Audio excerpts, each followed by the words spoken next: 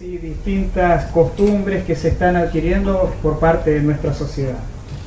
Y cuando nosotros vemos todo eso que está pasando, el desafío es cómo vive un cristiano frente a esos desafíos que se propone a través de nuestra sociedad. Y en esta mañana yo quisiera que juntos analizáramos un poco cuál fue la propuesta de Jesús, en forma especial, para poder entender cuál es el plan para la vida del cristiano. Hoy en día el pensamiento, como decía, de nuestra sociedad es un pensamiento humanista. Y un pensamiento humanista quiere decir que está centrado en el ser humano. Yo soy el que decido, yo soy el que elijo, yo soy el que defino qué está bien y qué está mal. Y nuestra sociedad está permeada por ese pensamiento humanista. Tal es así que a veces nosotros mismos, muchas veces, terminamos tomando decisiones en base a ese pensamiento. Pero fue eso lo que propuso Jesús realmente en su palabra. Yo quiero invitarlos a abrir allí la palabra en Mateo capítulo 5. Y vamos a analizar allí 6 cosas que dijo Jesús y cómo Él lo presenta, para que nosotros no solamente podamos regir nuestra vida de acuerdo a lo que Él propone, sino que también nuestras relaciones puedan ser de acuerdo a la propuesta de Dios. Mateo capítulo 5 habla acerca comienza, ¿no?, el sermón del monte. Las bienaventuranzas están allí. Luego Jesús dice, ¿no?, en el contexto de las bienaventuranzas, ustedes son luz, ustedes son sal, haciendo una distinción. Dice, bueno, ahora ustedes tienen un papel importante en este mundo, tienen que reflejar a Dios, ustedes tienen que dar sabor a la vida. Y a partir del versículo 17 llama la atención porque Jesús simplemente hace una aclaración así. Yo digo, ¿por qué Jesús hizo esa aclaración? Y tiene que ver con lo que Él va a decir después. Jesús aclara, ¿no? Yo he venido ¿para qué? Para abrogar la ley. Yo no vine para abrogar la ley, sino para cumplirla. Jesús marca allí, digamos, una base. Aclaro por las dudas. Yo no vine acá a cambiar nada. Yo vine a darle el verdadero cumplimiento que tiene la escritura que fue escrita hasta ahora. Y entonces yo quiero comenzar con ustedes a analizar a partir del versículo 21. Jesús dice, oísteis que fue dicho a los antiguos, no matarás, y cualquiera que matare será culpable de juicio. ¿Dónde dijeron, de dónde aparece esa frase? En los mandamientos de Dios. Llama la atención cómo Jesús introduce eso. Porque Jesús dice, oísteis que fue dicho a los antiguos. Y vamos a encontrar 6 oísteis que fue dicho, ¿no? A partir de ese momento, y vamos a ir viendo un poquito cada uno. Oísteis que fue dicho. ¿Por qué Jesús lo dice de esa manera? Se supone que era algo que ellos deberían saber claramente. Pero había un problema en el tiempo de Jesús. Ya no había tantas personas que estaban interesadas en sí en leer, en profundizar, sino que se estaban acostumbrados a través de los rabinos a oír. Y no solamente que oían lo que dice la Biblia, sino lo que ellos también le agregaban a lo que dice la Biblia, ¿no? Entonces Jesús dice, bueno, ustedes oyeron esto, fue dicho a los antiguos, no matarás, y cualquiera que matare será culpable de juicio. Pero yo os digo que cualquiera que se enoje contra su hermano será culpable de juicio, y cualquiera que diga necio a su hermano será culpable ante el concilio, y cualquiera que diga fatuo quedará expuesto al infierno de fuego. Interesante, ¿cambió Jesús el mandamiento aquí? No cambió, sino que Jesús ahora le da la verdadera aplicación a lo que quería decir el mandamiento, lo que quería decir la ley. Ustedes oyeron esto, pero yo digo. Ahora fíjense con qué autoridad Jesús viene a decir ahora, ustedes oyeron eso, pero yo les digo que esto es así. Jesús asume un papel allí de autoridad. Jesús es el que ahora está diciéndole a su pueblo cuál es el propósito de Dios para sus hijos. Y Él lo asume como autoridad. Yo les digo, ¿no? Yo les digo. Ustedes oyeron aquello, pero yo les digo, es así.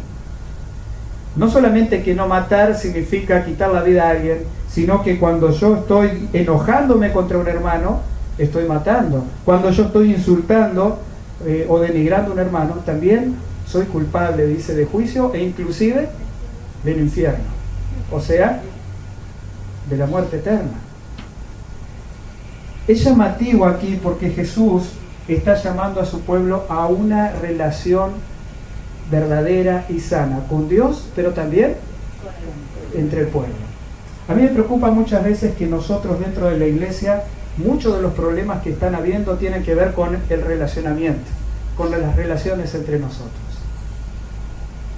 Y actuamos de la forma que actúa el mundo en nuestras relaciones, cuando la Biblia nos dice que un cristiano tiene que actuar de la manera que Jesús estableció. Yo os digo, esto es así. No es como lo hacen los otros, sino como Jesús dice que tiene que ser. Por tanto, cualquiera que se enoje con su hermano será culpable del juicio. Estamos todos sonados, ¿no? Quiere decir que ya estamos pecando por enojarnos con nuestros hermanos. El problema es cuando ese enojo es el que toma las riendas de nuestras decisiones y de nuestras vidas. Jesús se enojó contra los fariseos y los echó del templo. Y la Biblia dice que él fue sin pecado. Pero el problema es cuando nosotros nos enojamos y ahora actuamos en base a ese enojo. Y estamos de alguna manera incurriendo en dar muerte a nuestro hermano. Porque ahí, cuando yo me enojé, olvídate de mí, ya no existís más para mí. Eso es caer en lo que dice el mandamiento. Eso es el pecado. No es enojarme, yo me puedo enojar, pero cuando yo ya me enojo y vos ya no existís más, yo lo estoy matando. Y ahí estoy siendo culpable del juicio, como dice la Biblia. Jesús dice en el versículo 27, quizás importante, versículos 23 y 24. Por tanto, si traes tu ofrenda al altar, allí te acuerdas que tu hermano tiene algo contra ti, deja allí tu ofrenda delante del altar y anda, reconcíliate primero con tu hermano y entonces ven y presenta tu ofrenda. No solamente que Jesús dice qué es lo que está mal y cómo Él ve la relación entre nosotros, sino que también Jesús dice cómo deberíamos nosotros actuar cuando esa situación se presenta. Inclusive allí dice, si tú acuerdas que tu hermano tiene algo contra ti, no es si tú tienes algo contra tu hermano. Esto se repite en Mateo 18, cuando Jesús dice, si tu hermano peca contra ti, ve y habla con tu hermano, no esperes a que él venga a arreglar las cosas, sino tú ve y habla con tu hermano y arregla las cosas. Ese es el camino que Jesús propone como hijos de Dios. Deja tu ofrenda delante del altar, arregla la situación, reconcíliate y entonces ven y pon tu ofrenda. Qué importante es lo que Jesús propone. Debe haber una reconciliación, un arreglo con mi hermano para que yo no siga incurriendo en el pecado que aquí describe. Ahora vamos al versículo 27. Oíste que fue dicho, no cometerás adulterio. Otro mandamiento que está citado allí en el Decálogo. Pero yo os digo que cualquiera que mira a una mujer para codiciarla, ya adulteró con ella en su corazón. O sea que Jesús va más allá del solamente hecho de cometer el adulterio, porque Jesús dice, el acto propio sí de la consumación del adulterio ya viene de antemano. Eso ya comenzó, ¿dónde? En la mente. Comenzó en la mente. Cuando el deseo estuvo en tu mente, entonces allí ya empezaste a adulterar en tu corazón. La consumación del hecho simplemente es el resultado de lo que antes se dio, porque nada es instantáneo, así de golpe vino, sino que primero tuvo que entrar en nuestra mente para que después se haga una realidad. Lo peor de todo, que a veces, aunque no llegue a ser realidad, sigue en nuestra mente y el pecado está dentro de nosotros.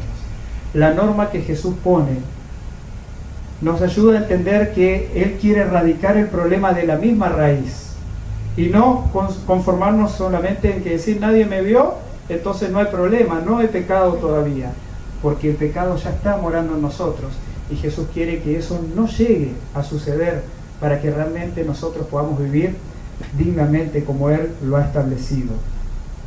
Yo quiero ir ahora al versículo 31. Jesús y el divorcio, ¿no? También fue dicho: cualquiera que repudia a su mujer, dele carta de divorcio. Pero yo os digo que el que repudia a su mujer, a no ser por causa de fornicación, hace que ella adultere, y el que se casa con la repudiada comete adulterio.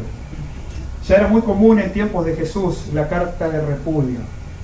No me gustó, no nos entendimos, pon carta de repudio, listo, y solucionado el problema, y allá busco otra, o busco otro, y solucionado el tema, ¿no? Ya la carta estaba hecha, se terminó el problema.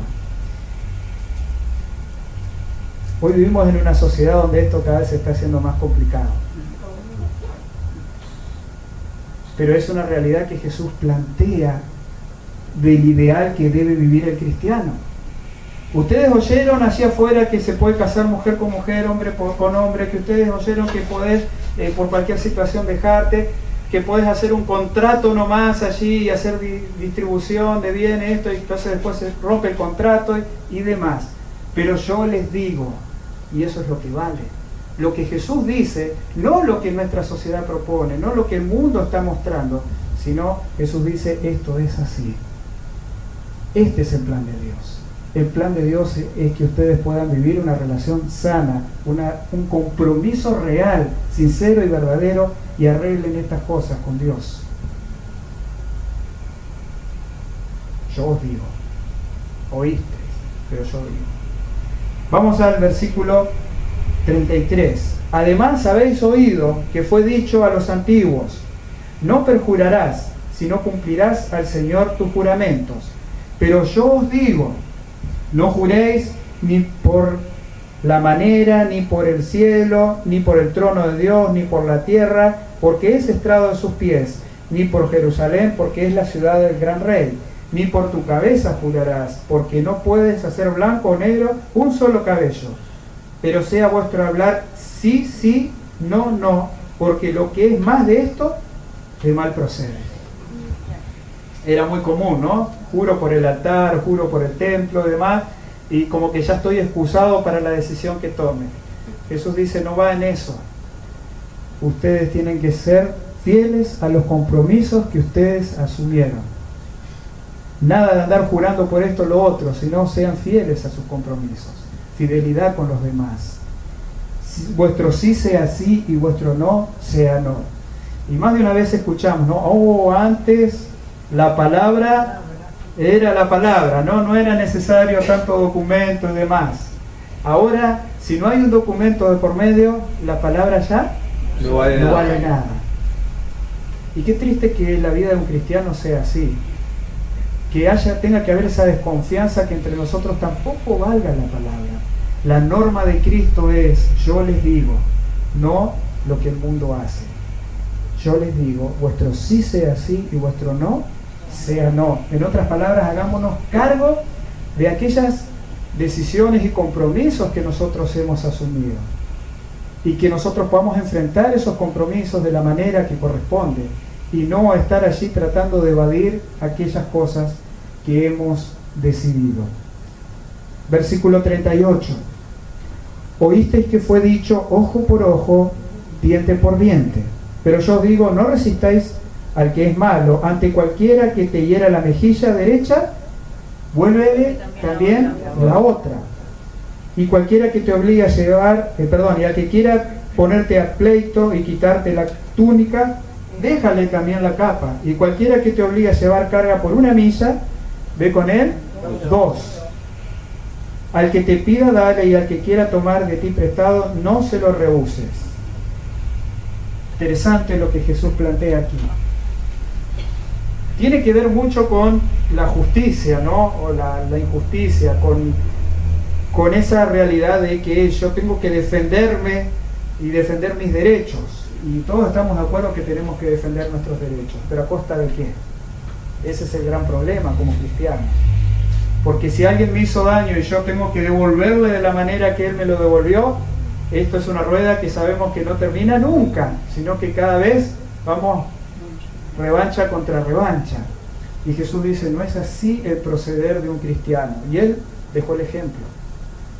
Sino que si te dieron la mejilla, déjale otra. No estés buscando la revancha porque actúas como actúa cualquiera en este mundo, pero un cristiano actúa de otra manera. Y no con eso está diciendo Jesús, déjate pegar tranquilo, sino que nosotros no podemos entrar en la forma que el mundo actúa buscando justamente esa revancha. Dice allí, y era común, por ejemplo, que los soldados, abusando de las personas, decían, bueno, llévame esta carga, ¿no? Pero no podían ellos obligar a la persona a llevar la carga más allá de 1 milla. Eso ya estaba reglamentado. Entonces ellos, sabiendo que estaba esa ley, cualquiera que veían ahí, bueno, tomá, llévame la carga. Y después encontraron otro y así, ¿no? Abusaban de las personas. Jesús dice ahí, si te hacen llevar 1 milla, llévasela 2. ¿Sí? Demostrarle que más allá de que Él se aproveche de ti, tú también haces algo más por Él. Y eso es lo que hace la diferencia de un cristiano en la persona del mundo. Cuando la gente es choqueada, puede decir, ¿cómo estás dispuesto a hacer eso? Porque yo soy un hijo de Dios. Porque Jesús dijo, no el mundo me dice. Versículo 43. Oísteis que fue dicho, amarás a tu prójimo y aborrecerás a tu enemigo. Pero yo os digo, amad a vuestros enemigos, bendecid a los que os maldicen, haced bien a los que os aborrecen y orad por los que os ultrajan y os persiguen, para que seáis hijos de vuestro Padre que está en los cielos, que hace salir el sol sobre malos y buenos y que hace llover sobre justos e injustos. Porque si amáis a los que os aman, ¿qué recompensa tendréis? ¿No hacen también lo mismo los publicanos? Y si saludáis a vuestros hermanos solamente, ¿qué hacéis de más? ¿No hacen también así los gentiles? O sea, Jesús está llamando allí para que haya una diferencia entre el Hijo de Dios en el amor hacia los demás. Y esto es una realidad que vivimos diariamente, ¿no?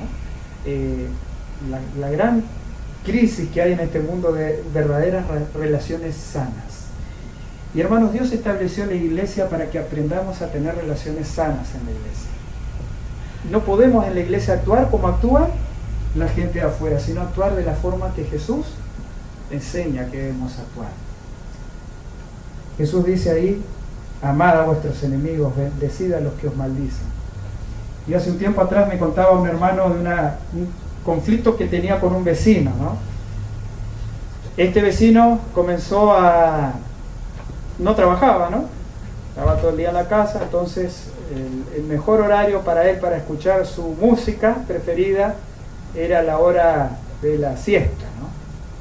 En un lugar donde se suele dormir bastante siesta, hace mucho calor y ahí la gente descansa a la tardecita. Entonces, a esa linda hora el hombre, porque él dormía toda la mañana, entonces se levantaba, comía, ponía su musiquita fuerte y molestaba a los vecinos. Y nuestro hermano empezó a, cada día, ¿no? Otra vez y pensó varias veces, ¿qué voy a hacer con este hombre? Y miró varias estrategias, inclusive no sé si no llegó a hacer alguna denuncia en ese sentido, ¿no? Para que a ver si la policía hacía algo, nada se hizo. Y este hombre dice, bueno, algo voy a tener que hacer. Porque este hombre, claro, ¿no? Y uno dice, bueno, y ahí empezamos a hacer, ¿no? Lo mismo que hacen los otros. Vos me pegas en la mejilla, te pego en la otra.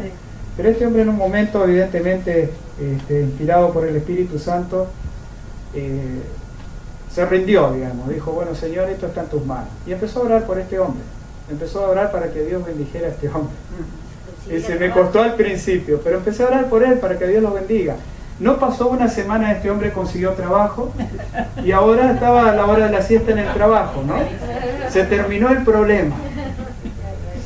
Pero fíjense, ¿no? Qué diferencia cuando yo trato de hacer las cosas a mi manera que cuando yo pongo en las manos de Dios. Que Dios se encargue del problema.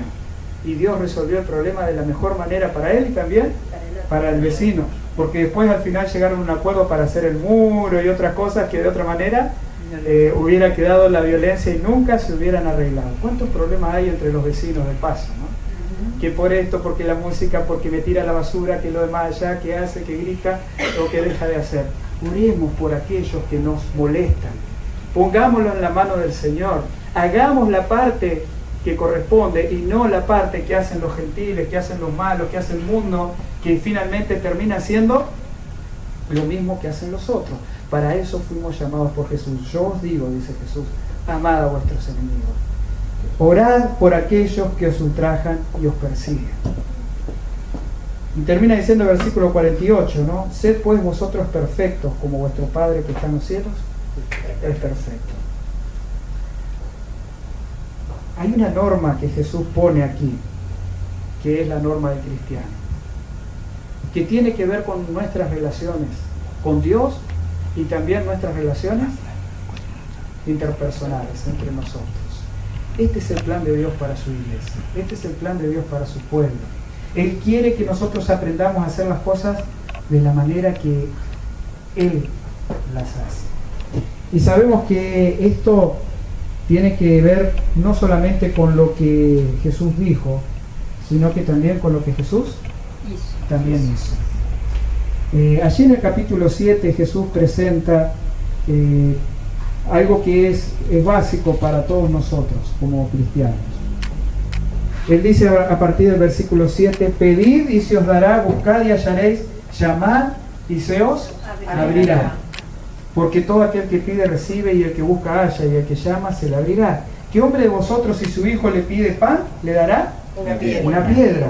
O si le pide pescado, le dará una serpiente. Pues si vosotros, siendo malos, sabéis dar buenas dádivas a vuestros hijos, ¿cuánto más vuestro Padre que está en los cielos dará buenas cosas a que se los piden? Y entonces, en ese contexto, Jesús da la regla de oro y dice: así que todas las cosas que queráis que los hombres hagan con vosotros, así también haced vosotros con ellos. Es mucho más fácil, y de paso esta regla ya existía. Jesús no dijo nada nuevo. En realidad dijo algo nuevo, ¿no? Porque Confucio había dicho justamente al revés, ¿sí? Aquellos que quieras que hagan con vos, no, al revés, hacé con los otros lo que quieran que no. Ahí está. Jesús dice: todas las cosas que queréis que los hombres hagan con vosotros, hacerlo, ¿no? O sea, yo tengo que hacer a los otros lo que gusta que hagan conmigo. Confucio decía al revés, ¿no? Él como que vos sos el que recibís, no el que vos hacés primero, ¿sí? Vos tenés que hacer de acuerdo a lo que los otros hagan contigo. Y Jesús invierte el orden y dice: hacé vos aquello que querés que hagan contigo. O sea, la iniciativa tiene que ser tuya, no vos actuar en respuesta a lo que los otros hacen por ti. Nosotros somos los que tenemos que marcar el camino, no nosotros actuar o reaccionar en base a lo que los otros nos proponen, porque nosotros sabemos el camino, y el camino es Jesús. Y la propuesta de Jesús es justamente que nosotros podamos así mostrarle al mundo la forma que Jesús enseña a vivir a los cristianos. Cuando nosotros participamos de una Santa Cena, recordamos que Jesús dio un ejemplo maravilloso. Juan capítulo 13, allí Jesús lava los pies de sus discípulos. Y Jesús hace algo que espera que ahora sus discípulos puedan hacer con los demás.